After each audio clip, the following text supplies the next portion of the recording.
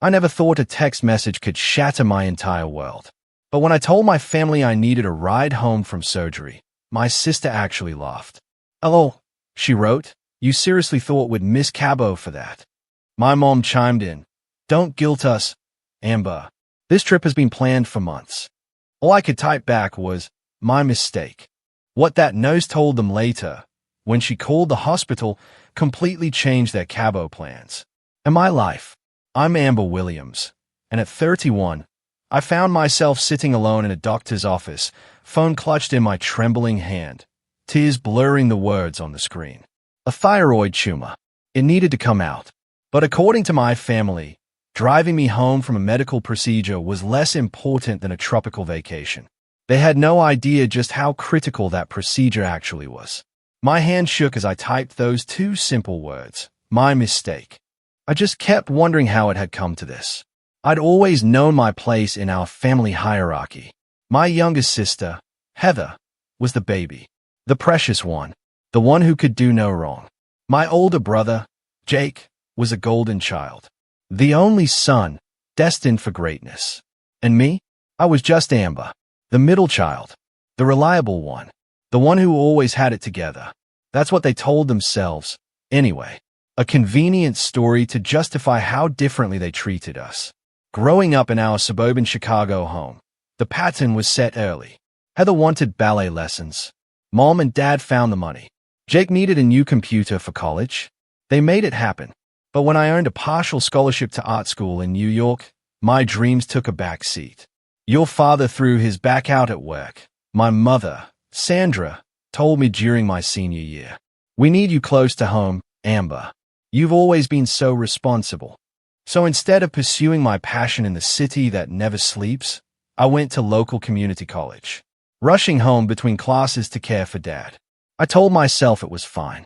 Family comes first, right? Then there was Jake. He needed money to start his business, a mobile app he swore would be the next big thing. He came to me first, not our parents. "You always save everything," he'd said with that charismatic smile. "Come on, Amber. This is a sure thing. I'll pay you back double." I handed over my savings, $15,000. Money I'd spent years putting aside to eventually go back to school. The app failed in 8 months. The money never came back. When I brought it up a year later, Mom intervened.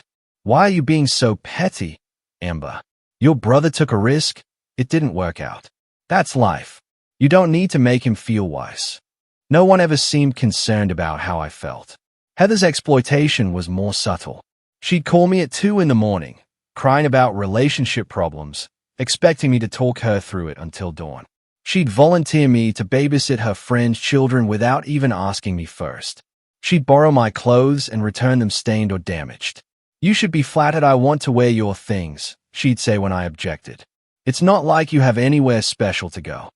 That stung because it contained a grain of truth. Between working full-time as a freelance graphic designer and being the family's emotional support system, I rarely had time for a social life. My last serious relationship ended when Paul got tired of me canceling dates for family emergencies. "Your family takes advantage of you," he'd said during our breakup, "and you let them."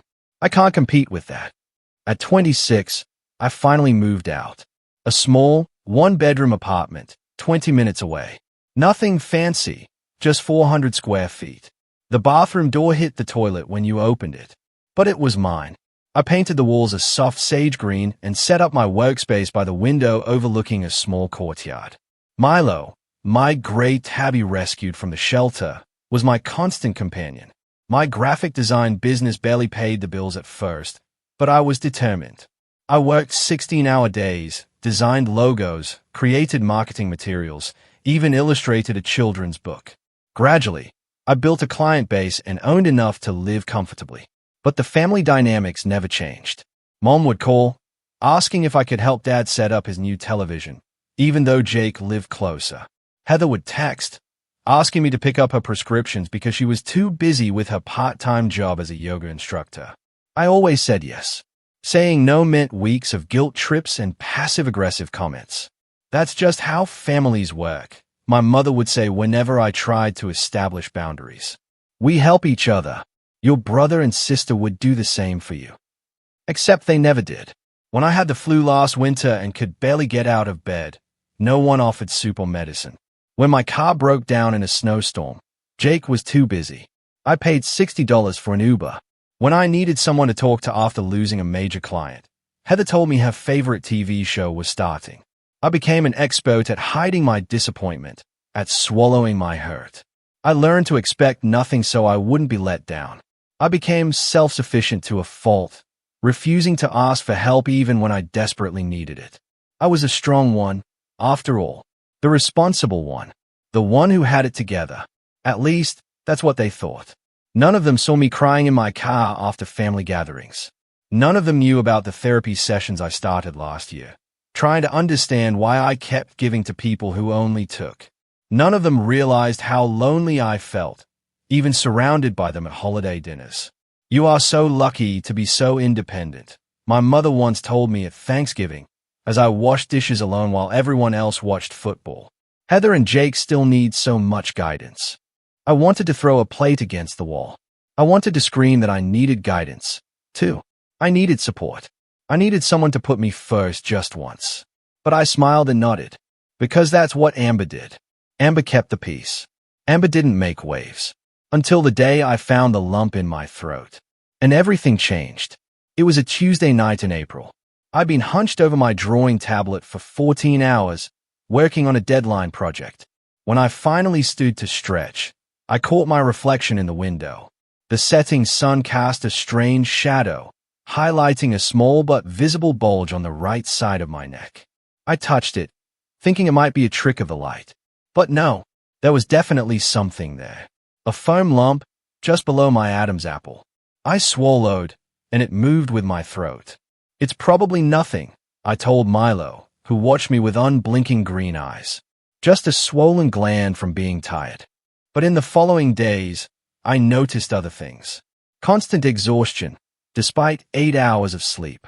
Sometimes I had to swallow twice to get food down. My voice sounded rasps during client calls, forcing me to clear my throat repeatedly. After a week of monitoring these symptoms and watching countless medical videos online, I finally made an appointment with my primary care physician. I didn't tell my family.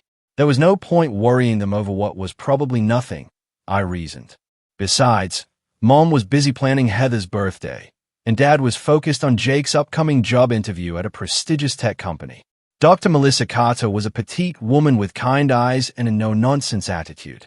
She examined the lump, pressing her fingers against it from different angles. "How long has this been here, Amber?"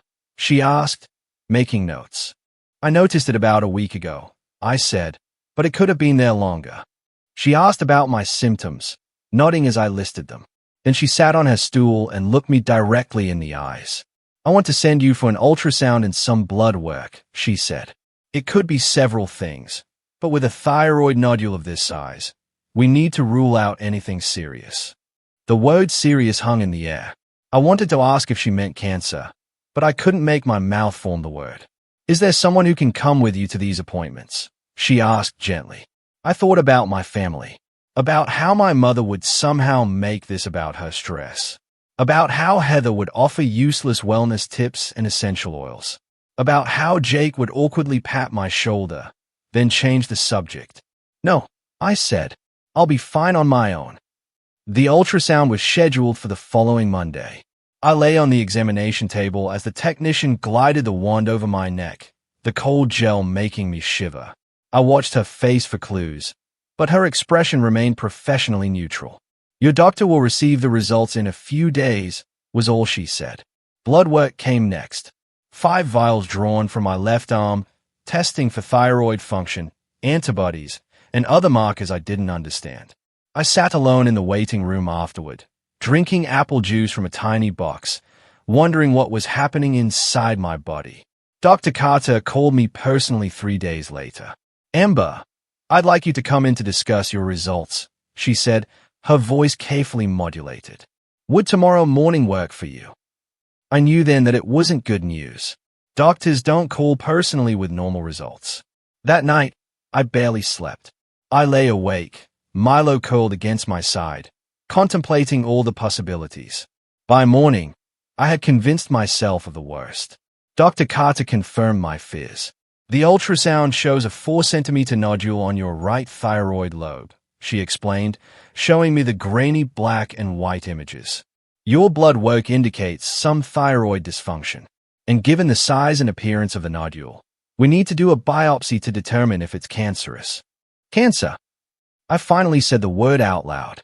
You think I have cancer? I think we need more information, she replied diplomatically. Thyroid nodules are common, and most are benign, but we need to be thorough. The fine needle aspiration biopsy was scheduled for the following week. I researched it extensively, learning a thin needle would be inserted into the nodule to extract cells. It was quick and only moderately painful, the article said. They didn't mention how vulnerable I'd feel, lying there with my neck exposed, alone in a room full of strangers, about to have a needle stuck into my throat. The radiologist narrated each step, small pinch for the local anesthetic. Now some pressure as we insert the sampling needle. Hold very still. I focused on a water stain on the ceiling that vaguely resembled a rabbit. The discomfort was more than I expected. A sharp, persistent pain that made my eyes water. The nurse noticed and placed a gentle hand on my shoulder. You're doing great, she encouraged. Almost done.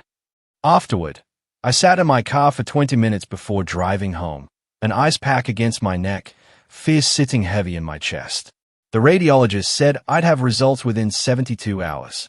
3 days of waiting, of wondering, of worst-case scenarios playing through my mind. I told my family I had a sore throat when I skipped Sunday dinner that weekend. It was easier than explaining what was really happening. Easier than watching their faces shift from concern to relief when they realized it didn't require any action on their part. The call came on Tuesday afternoon. I was between client meetings when Dr. Carter's number appeared on my phone.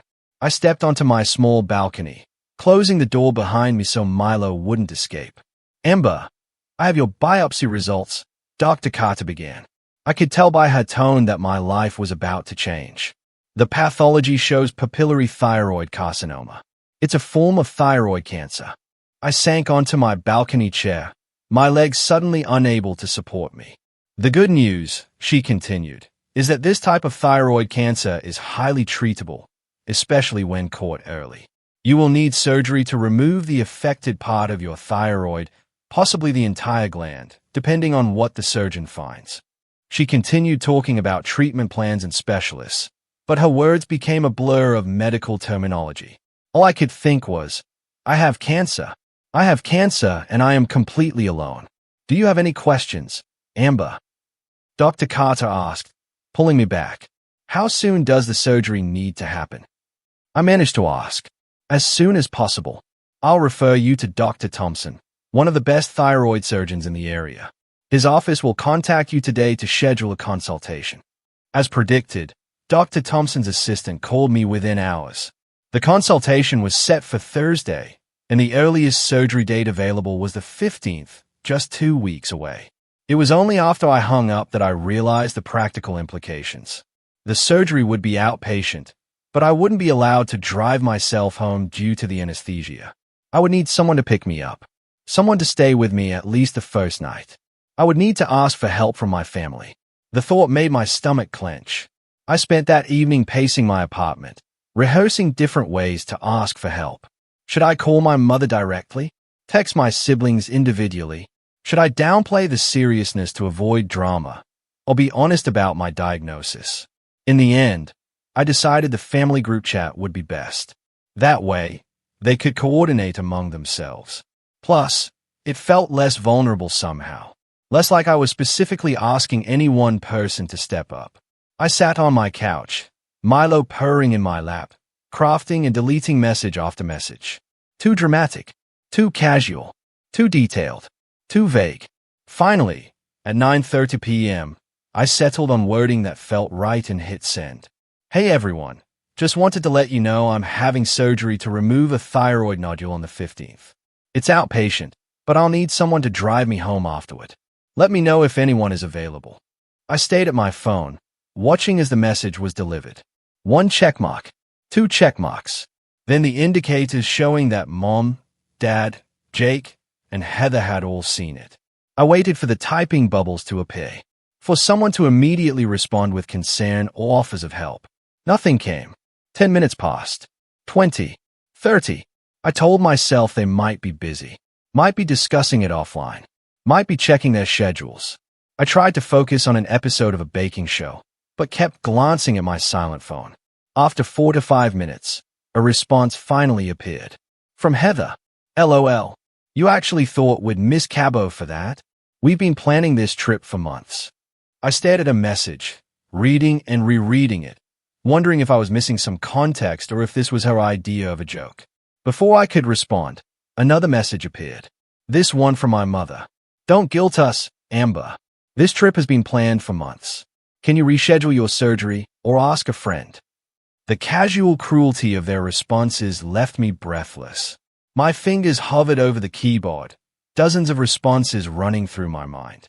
I could explain that this was cancer surgery, not an elective procedure. I could remind them of all the times I had dropped everything to help them. I could beg, plead, or demand the basic courtesy any stranger would offer. Instead, I wrote, "My mistake." Then I turned off my phone, curled up on the couch, and sobbed until my throat was raw and my eyes were swollen. Milo pressed against me, his furry body warm and solid. The only comfort I had. I called in sick to my virtual client meeting the next morning, something I had never done. I couldn't trust my voice not to break. Couldn't trust myself to maintain a professional facade when inside. I felt like I was crumbling. Around noon, I finally turned my phone back on. There were no additional messages in the family chat, but I had a missed call from my mother. No voicemail, just a notification. I debated ignoring it, but knew that would only postpone the inevitable. Taking a deep breath, I called her back. Amber, she answered on the second ring. Are you trying to make me feel bad because it's working? No, hello. No, how are you? Just an accusation that I was manipulating her. Typical. That was not my intention, I said, my voice flat. I just needed a ride home from surgery. Well, you dropped this on us out of nowhere. We have non-refundable deposits for this trip. Your father has been looking forward to it all year. Heather needs the break from her stressful job. Jake is meeting his girlfriend's parents for the first time. Each justification was like a tiny knife between my ribs. Every family member had a reason that mattered. Except me. It's fine, Mom, I said, though it was anything but fine. I'll figure something out. What kind of surgery is it, anyway? You never said. I considered telling her the truth then. Saying the word cancer would change everything. Would make her realize the gravity of what she was dismissing. But something stopped me. Maybe pride. Maybe the realization that I shouldn't have to have cancer for my family to care about me. Just a thyroid thing, I said vaguely. Nothing major. See? You'll be fine. You always are. That's what I love about you, Amber. You're so self-sufficient. After we hung up, I sat staring at my phone, wondering when self-sufficiency had become a justification for abandonment. I scrolled through my contacts, considering who else I might ask. My friend circle had dwindled over the years as I prioritized family obligations. The few friends I still had were mostly out of state or had young children that made last-minute commitments impossible. I called my neighbor, Mrs. Patel, who had already agreed to check on Milo. She was a kind, 72-year-old widow who often brought me homemade chai. I am so sorry, dear, she said after I explained. I would help if I could, but I do not drive anymore because of my eyesight. I reached out to a former coworker, but she had a conference that day. A cousin who lived an hour away couldn't find childcare. After exhausting all possibilities, I researched medical transportation services. They were expensive, $300 for a simple pickup and drop-off, but it seemed to be my only option. I booked the service, putting it on my credit card, already strained for medical bills my insurance didn't fully cover. That night, I received a text from Jake, the first direct communication from him since my announcement. Hey, sorry about the surgery thing. Bad timing with Cabo and all. You need anything before we leave? It was the closest thing to concern any of them had shown, but it still missed the mark completely. He could offer to pick up groceries before their trip, but not change his plans to help during an actual medical crisis. I'm all set, I replied. Have fun in Cabo. He sent back a thumbs-up emoji. No further questions about my surgery, my recovery, or my well-being. The next day, Heather posted in the family chat about the new swimsuit she'd bought for the trip, complete with a selfie in the store's dressing room. Mom responded with heart eyes emojis. Dad commented that she'd be the prettiest girl on the beach. No one mentioned my surgery or asked how I was doing. It was as if my medical crisis was an inconvenient footnote, quickly acknowledged, and just as quickly forgotten, in favor of vacation plans. I muted the chat after that, unable to bear the excited vacation countdown messages. The distance I had always felt from my family suddenly seemed like a vast, unbridgeable chasm. I had spent years telling myself that blood was thicker than water, that family was everything. Now I wondered if I had been lying to myself all along. With just under 2 weeks until my surgery, I threw myself into practical preparations. If I was going to do this alone, I would be as prepared as humanly possible. I started by deep cleaning my apartment. I scrubbed the bathroom until it sparkled, changed my bed sheets to the softest ones I owned, and organized my kitchen so everything I might need would be within easy reach. I'd read that reaching and lifting would be restricted after thyroid surgery, so I rearranged my apartment accordingly, moving essential items from high shelves to counter level. Next came food preparation. I researched what would be easiest to eat with a sore throat after surgery and stocked up accordingly. Applesauce, yogurt, instant mashed potatoes, soup, ice cream, and popsicles filled my refrigerator and freezer. I cooked and froze several soft meals that could be easily reheated. I placed a folding tray table next to my couch and set up a recovery station with tissues, lip balm, throat lozenges, a bell, in case Mrs. Patel was checking on Milo and I needed to get her attention, and a small whiteboard with a marker, in case my voice was affected. The pharmacy was my next stop. I filled the prescription for pain medication Dr. Thompson had provided, purchased extra gauze and medical tape for wound care, and stocked up on throat sprays and cold packs. The pharmacist raised an eyebrow at my purchases. "Big surgery coming up?" he asked as he rang me up. I nodded, not trusting myself to speak about it to a stranger without getting emotional. "Good luck," he said kindly. "Make sure whoever is taking care of you knows when to give the medications." I just smiled weakly and took my bags. My work situation needed addressing as well. I emailed my clients, explaining that I would be unavailable for at least a week due to a medical procedure. Most were understanding, though one expressed frustration at the timing. I worked overtime to complete urgent projects in advance, staying up until 2 a.m. several nights in a row. It was exhausting, but better than losing clients or income one desperately needed, especially with mounting medical bills. Mrs. Patel agreed to check on Milo twice daily and give him his medication for the feline urinary tract condition he'd developed. I wrote detailed instructions and packaged his food into individual portions. I even recorded myself calling his name so Mrs. Patel could play it if he seemed lonely. "You think of everything," she said when I showed her my preparations. "But who is thinking of you, Day?" I didn't have an answer for that. By the way, if you're still with me, make sure to hit subscribe. More unbelievable stories are coming. The day before my consultation with Dr. Thompson, I received another call from my mother. "Just checking in before we leave tomorrow," she said brightly. "We'll be gone for 10 days. Jake is watching the house, but he'll be staying at his girlfriend's most nights. Oh, and we're turning off our international data to avoid charges, so we'll only be on Wi-Fi at the resort. I'll send lots of pictures." She didn't mention my surgery once during the 5-minute call. When I hung up, I wondered if they had forgotten about it entirely, or if they were deliberately avoiding the subject to minimize their guilt. The consultation with Dr. Thompson was sobering. He was a tall man with silver hair and a direct manner that I appreciated. He explained the procedure in detail, using diagrams.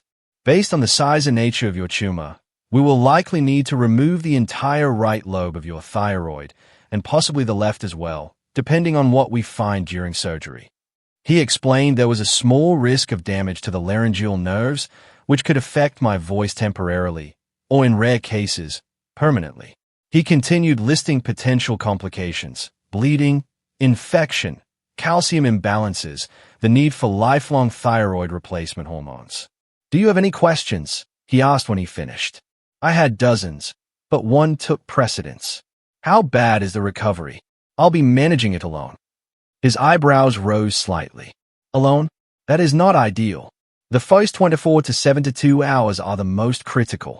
You will be weak from anesthesia, in pain, and there is a small risk of post-operative bleeding that would require immediate medical attention. Is there absolutely no one who can stay with you? The judgment in his tone, however slight, made me defensive. I've made arrangements, I said, not mentioning those arrangements consisted of an elderly neighbor checking in and a medical transport service I could barely afford. Dr. Thompson didn't look convinced, but he continued, you will need to sign an informed consent form. Since you don't have anyone accompanying you today, I will need you to read it carefully and ask any questions now. I signed the papers with a steady hand, though inside I felt anything but steady. This was really happening. I was having cancer surgery, and I was doing it completely alone. As I was preparing to leave, the nurse who had been assisting Dr. Thompson, Christine, followed me into the hallway. Amber, she said quietly, I couldn't help overhearing that you don't have support for your recovery. I want you to have my direct number. If you have any concerns after surgery, day or night, please call me. Her kindness nearly broke me. I took the card with her number, blinking rapidly to keep tears at bay. Thank you, I managed to say. Is there really no family member or friend who could be notified about the severity of your condition? She pressed gently. Sometimes people don't understand the seriousness of thyroid cancer. They are on vacation, I said, the words sounding ridiculous even to my own ears. In Cabo. It was planned months ago. Christine's expression shifted, almost imperceptibly. Would you like me to call them? Sometimes hearing it from a medical professional makes the situation clearer. For a moment, I was tempted. So tempted to let her call my mother and explain exactly what was happening. To force my family to confront their callousness. But my pride, the same stubborn pride that had kept me self-sufficient all these years, wouldn't allow it. No, I said firmly. I don't want to ruin their trip. I'll be fine on my own. I always am. As I drove home, Christine's offer replayed in my mind. Why was I protecting people who had shown so clearly that they wouldn't do the same for me? Why was I still, even now, putting their happiness above my own well-being? I didn't have answers, only the familiar ache of being the responsible one, the strong one, the one who never needed anything, even when I needed everything. The morning of my surgery arrived with a spectacular sunrise, pink and gold streaks painting the sky as I sipped the last water I was allowed before the procedure.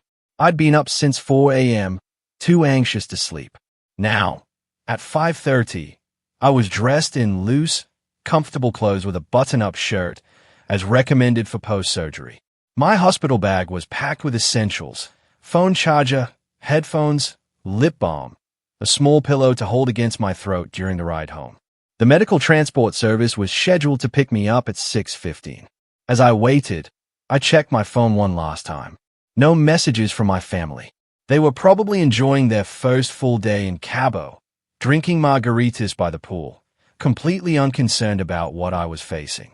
The transport arrived precisely on time. A white van with a uniformed driver who was professionally polite, but not particularly warm. I sat in silence during the 20-minute drive to the hospital, watching the city wake up around us. At the hospital, I checked in at the surgical reception desk where a kind older woman with purple reading glasses helped me through the paperwork. Your husband parking the car, honey? She asked as she processed my forms. No, I said simply. I came alone. Her smile faltered for just a moment. Well, someone is picking you up after. You cannot drive yourself after anesthesia. Hospital policy. I have arranged transport, I assured her. She nodded and handed me a pager. This will buzz when they are ready for you. You can wait over there. The surgical waiting room was already half full despite the early hour. Patients with their spouses, parents with children, elderly people with adult sons and daughters. Everyone had someone. Everyone except me. I found a seat in the corner and tried to distract myself with a magazine, but couldn't focus on the words. Instead, I watched the other patients, observing their support systems in action. A husband gently rubbing his wife's back. A daughter holding her elderly father's hand. A couple leaning against each other, drawing strength from their connection.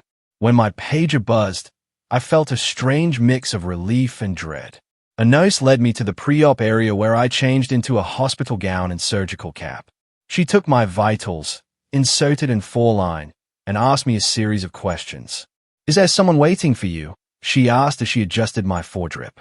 "No," I said, tired of the question and the pitying looks it inevitably prompted. She made a note in my chart without comment, but I saw the slight frown that crossed her face. I was moved to a curtained bay where I would wait until it was time for surgery. Doctors and nurses passed by, checking on other patients, their conversations a comforting background hum. Amber Williams. I opened my eyes to see Christine, the nurse from Dr. Thompson's office, standing at the foot of my gurney. "Christine, what are you doing here?" "I assist Dr. Thompson on surgery days," she explained with a warm smile. "I wanted to check in on you before the procedure. How are you feeling?" "Nervous," I admitted, but ready to get it over with. She checked my chart and adjusted my blanket with the practiced ease of someone who had done it countless times. "I see you're still alone," she noted quietly. As planned, I confirmed. Christine hesitated, then pulled up a stool next to my gurney. "Amber, I hope I'm not overstepping, but I'm concerned about your post-operative care. This is not a minor procedure. The first 7 to 2 hours are critical for monitoring potential complications." "I have transportation arranged," I said, the same answer I had given everyone else. "Transportation is one thing. Proper care is another." She leaned closer, her voice gentle but firm. "You mentioned your family is in Cabo. Have you told them exactly what this surgery is for?" I looked away. "They know I'm having thyroid surgery. But do they know it's for cancer?" The word still made my stomach clench. "No," I admitted. I didn't want to worry them. Christine placed her hand on mine, a small gesture of comfort that nearly undid me. "Amber, I know it's not my place, but I think they should know. If something were to happen, if you were to have complications." She didn't finish the sentence. She didn't need to. "Would you like me to call them?" she offered. As a medical professional, I could explain the situation objectively. For a moment, I was tempted. I thought about my family, probably at breakfast now in some beachside restaurant, laughing and planning their day of sun and fun. I thought about the disruption this news would cause. I thought about the guilt they might feel, the resentment that guilt might breed. Then I thought about waking up from anesthesia alone, about struggling to get into my apartment alone, about the possibility of complications with no one to help me. "Maybe you're right," I conceded finally. "If something does happen, they should know why." Christine squeezed my hand. "Do you have a number I can call?" I gave her my mother's cell number, explaining about the international data situation. "She'll only get the message when she connects to the resort Wi-Fi. I will make sure she understands the situation," Christine promised. "Now, try to relax. Dr. Thompson is the best, and I will be right there in the operating room with you." As she walked away, I felt a strange lightness. Whatever happened next, at least I wouldn't be carrying the burden of secrecy anymore. A series of medical personnel visited me in quick succession after that. The anesthesiologist explained what medications I would receive. A surgical resident confirmed my procedure details. Dr. Thompson himself stopped by briefly to answer any last-minute questions. And then it was time. They wheeled me into the operating room, a cold, brightly lit space filled with intimidating equipment. The team worked efficiently around me, attaching monitors and adjusting equipment. The anesthesiologist placed a mask over my face. "Take deep breaths, Amber," he instructed. "Count backward from 10. I managed to reach 7 before darkness claimed me. Meanwhile, in a quiet corner of the pre-op area, Christine was making the call that would change everything. "Hello, Mrs. Williams. My name is Christine Reyes. I am a nurse at Memorial Hospital, working with Dr. Thompson. I'm calling about your daughter, Amber." In a beachside resort thousands of miles away, Sandra Williams excused herself from the breakfast table to take the call in private, annoyed at the interruption of her vacation. She had no idea that what she was about to hear would make her abandon the beach chair she'd claimed at 7 a.m., the snorkeling excursion she'd booked, and the 5-star dinner reservation that had required a 2-month waiting list. "What do you mean cancer?" Sandra's voice echoed in the resort hallway. She never said anything about cancer. Christine's voice was professionally calm, but firm. Amber has papillary thyroid carcinoma. Dr. Thompson is removing the tumor and likely her entire thyroid gland as we speak. This is a serious procedure with potential complications, including damage to the laryngeal nerves which control the voice box, and a risk of post-operative bleeding. But she said it was just a minor procedure, that she just needed a ride home. Sandra protested weakly. Mrs. Williams, your daughter will need close monitoring for at least 7 to 2 hours post-surgery. She currently has no one to provide that care. She arranged medical transport and has a neighbor checking in, but that is insufficient for her medical needs. There was a long pause on the line. I had no idea, Sandra finally said, her voice small. We would never have, if we had known. I understand this is a shock, Christine acknowledged, but there is still time to make arrangements. Amber will be in recovery for several hours. We'll be there, Sandra said firmly. All of us. Thank you for calling, nurse. Thank you for telling us what our daughter would not. As Sandra rushed back to the table to inform her husband and children, Amber was under anesthesia, unaware that the dynamics of a family were about to shift dramatically. The journey back to consciousness was slow and disorienting. My first awareness was of a rhythmic beeping somewhere nearby. Then came the pain, a burning, throbbing sensation across my throat. I tried to swallow and immediately regretted it. Easy there, a gentle voice cautioned. Try not to swallow too much right now. I blinked several times, trying to bring the world into focus. A recovery room nurse in blue scrubs was adjusting something on my forestand. Surgery is all done, she informed me with a practiced cheerfulness. Dr. Thompson will be by to speak with you once you're more awake. I wanted to ask questions, but my throat felt like I had swallowed broken glass. The nurse seemed to understand. Your surgery went well. They removed the entire thyroid, but were able to preserve the parathyroid glands and the laryngeal nerves. You're going to be just fine. I gave a tiny nod, which sent another wave of pain through my neck. I'll get you some ice chips for your throat, the nurse said, patting my hand before stepping away. As my senses slowly returned, I became aware of a warm pressure on my right hand. Someone was holding it. I turned my head slightly, wincing at the movement, and saw a figure slumped in a chair beside my bed, the head resting on the edge of the mattress near my arm. It took my foggy brain several moments to process what I was seeing. Dark hair streaked with familiar silver highlights. The chunky turquoise bracelet I had given her for Mother's Day 3 years ago. The distinctive floral perfume she always wore. Mom, I must be hallucinating. My mother was in Cabo, thousands of miles away, enjoying tropical drinks with little umbrellas. She could not possibly be here, holding my hand in a recovery room in Chicago. I blinked hard, expecting the vision to dissipate.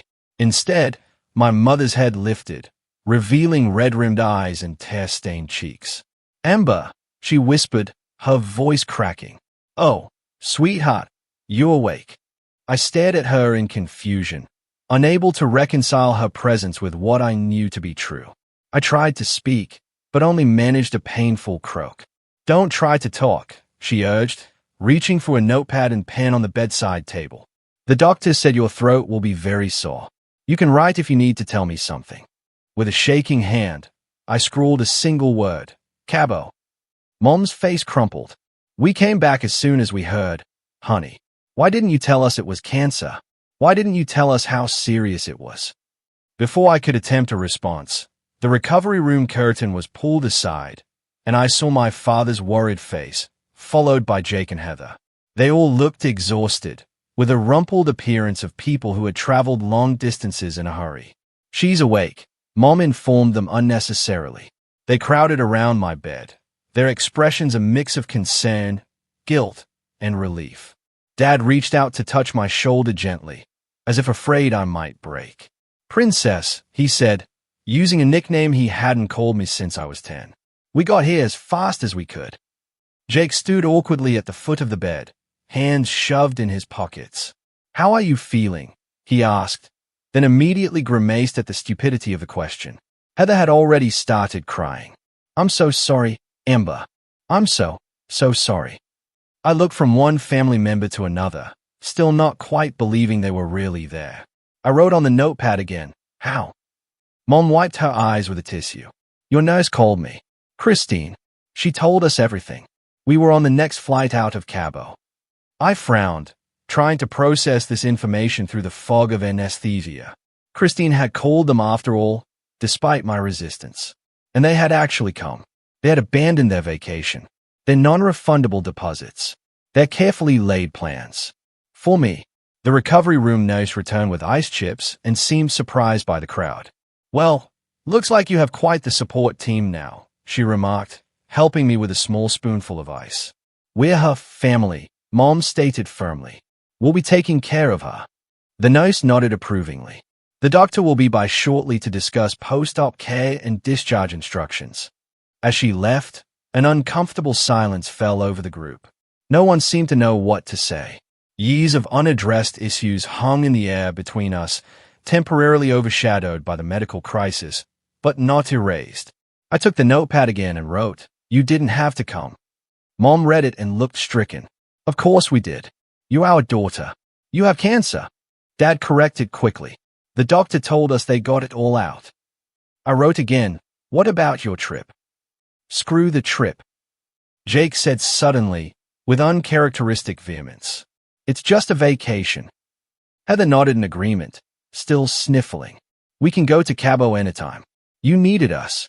I wanted to point out that I had always needed them, that this wasn't the first time I had reached out for help. But my throat hurt too much for a lengthy discussion, and the anesthesia was making it hard to organize my thoughts.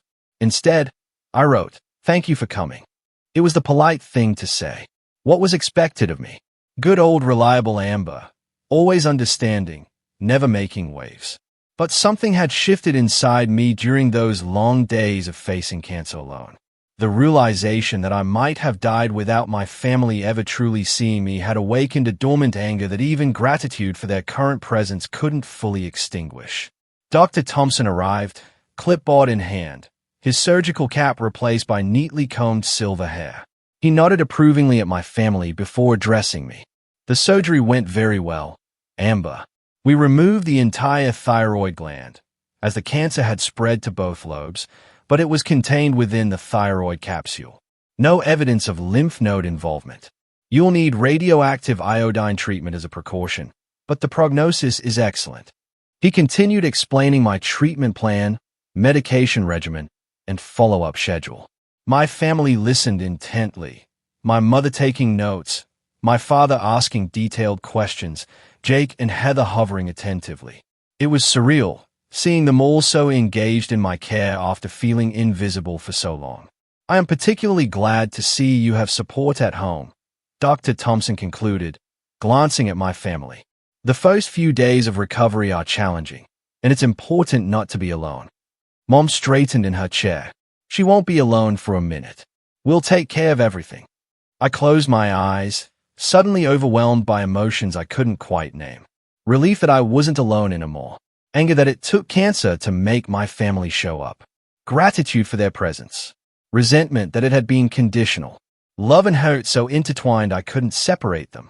When I opened my eyes again, Dr. Thompson had gone, and my family was discussing logistics. Who would stay at my apartment? Who would pick up my prescriptions? Who would handle my follow-up appointments? I can take family leave from work, Mom was saying. I have plenty of sick days saved up. I'll postpone my interviews, Jake offered. They can wait. I can reschedule my yoga classes, Heather added. My students will understand. They were making plans as if their availability had never been in question, as if they hadn't all refused me just days ago. The cognitive dissonance was too much. I picked up the notepad again, my hand shaking with more than just post-surgical weakness. I wrote in large, uneven letters. Where were you when I asked? I held up the page, drawing their attention. The conversation stopped abruptly as they read my message. Uncomfortable silence fell over the room.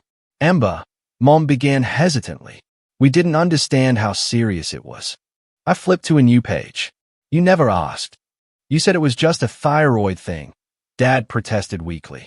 You didn't say it was cancer. Another page. You didn't care enough to ask. Tears were streaming down my face now, the emotional dam finally breaking. Years of being overlooked, of being taken for granted, of being the reliable one who never needed anything. It all came pouring out in those written words. Jake looked down, unable to meet my eyes. "You're right," he admitted quietly. "I saw your message and just thought. I don't know what I thought. That it was routine. That you'd handle it, like you handle everything. We've taken you for granted," Mom said, her voice thick with emotion. "For years, we've relied on your strength without ever considering what it cost you." Heather was openly sobbing now. "I've been so selfish, Amber. So wrapped up in my own life that I didn't see how much you were carrying alone." Dad cleared his throat, clearly uncomfortable with the emotional confrontation, but making an effort. "We failed you, Princess. Not just with this surgery. For a long time." Their acknowledgments should have felt vindicating, but they just made me more tired. I had imagined this moment so many times, my family finally recognizing how unfairly they had treated me. But the reality was messy and painful, complicated by my physical vulnerability and their genuine remorse. I wrote one more message, my hand cramping with the effort. "I needed you before this, too." Mom read it and nodded, tears falling onto her cheeks. "I know, and we weren't there. We can't change that. But we're here now, and we want to do better. Will you let us try?" It wasn't a simple question, and I didn't have a simple answer. The hurt ran too deep for an easy resolution. But as I looked at their faces, truly contrite, truly present, I realized I had a choice. I could hold on to my justified anger, or I could accept this imperfect beginning of change. I gave a small, cautious nod.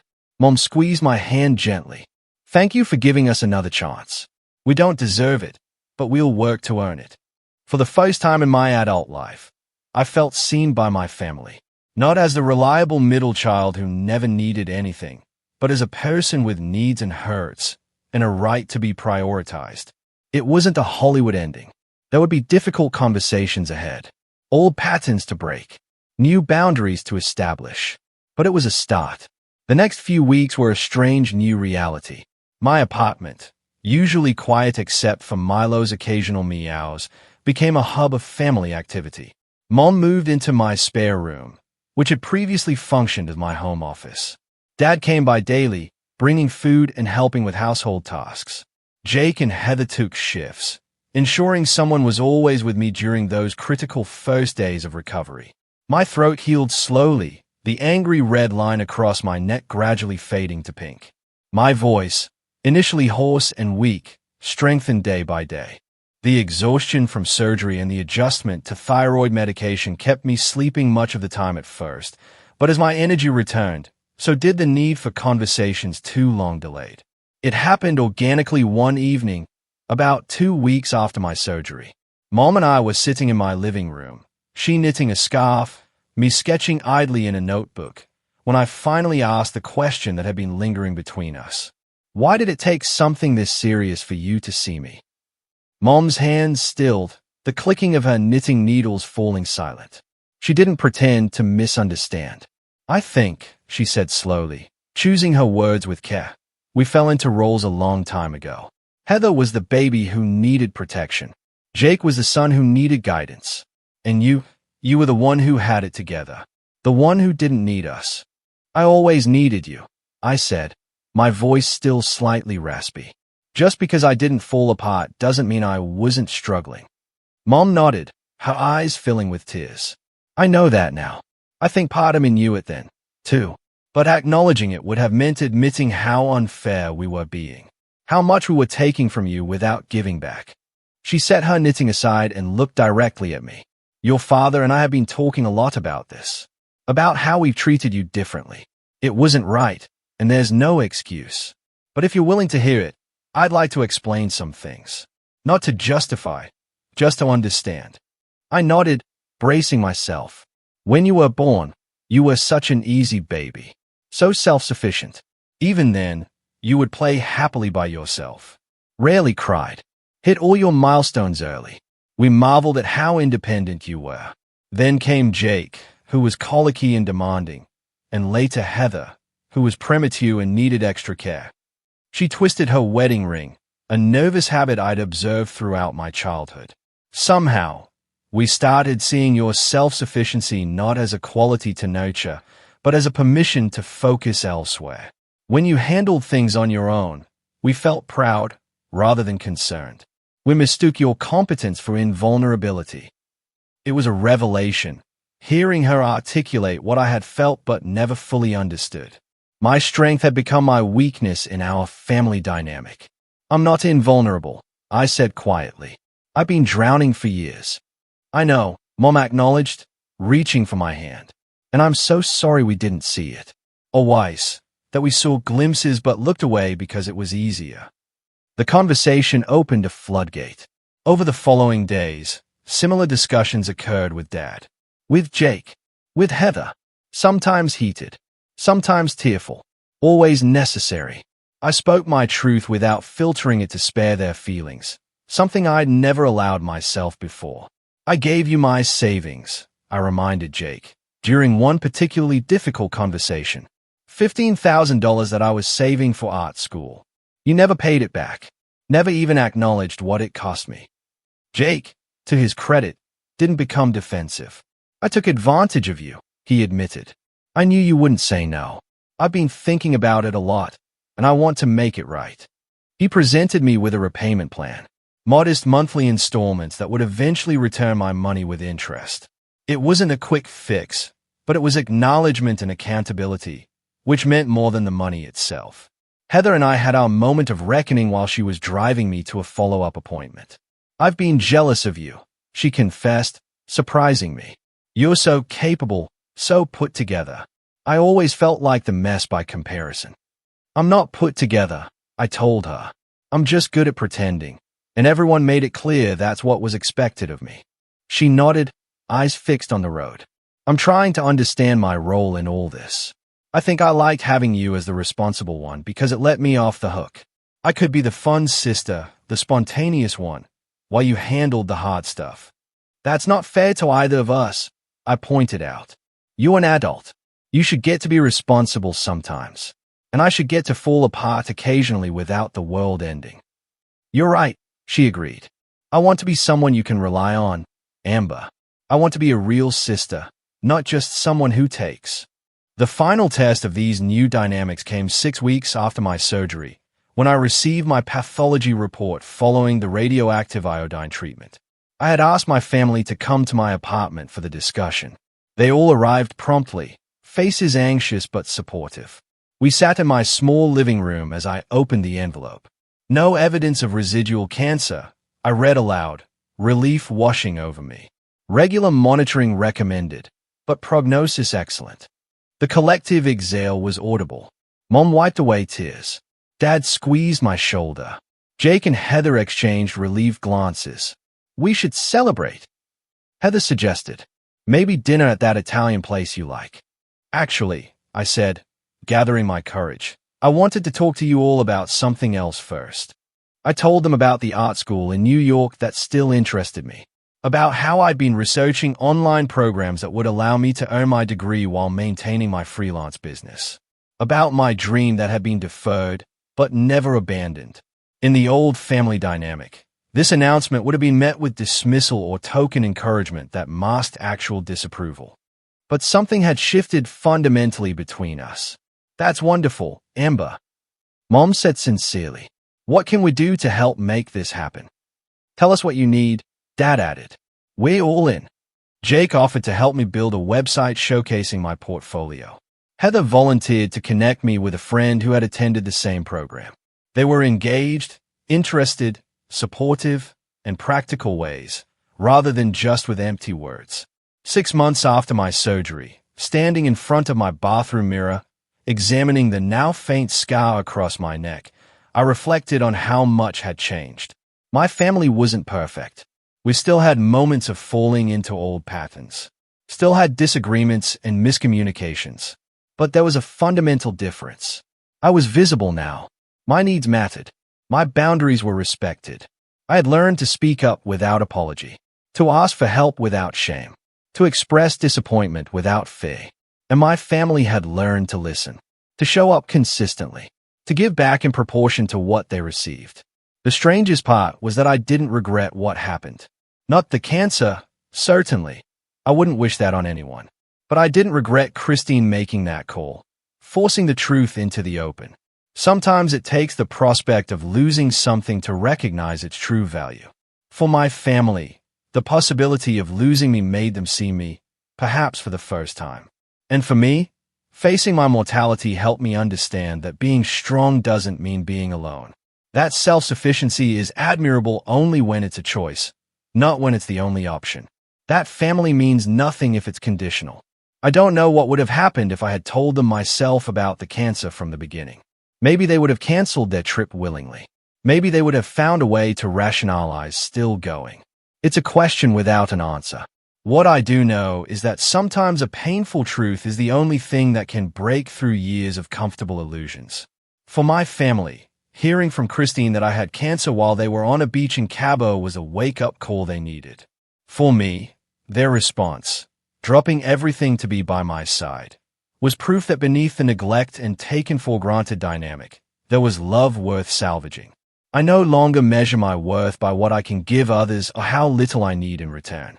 I've learned that true strength isn't found in silence or self-sacrifice, but in honesty and mutual support.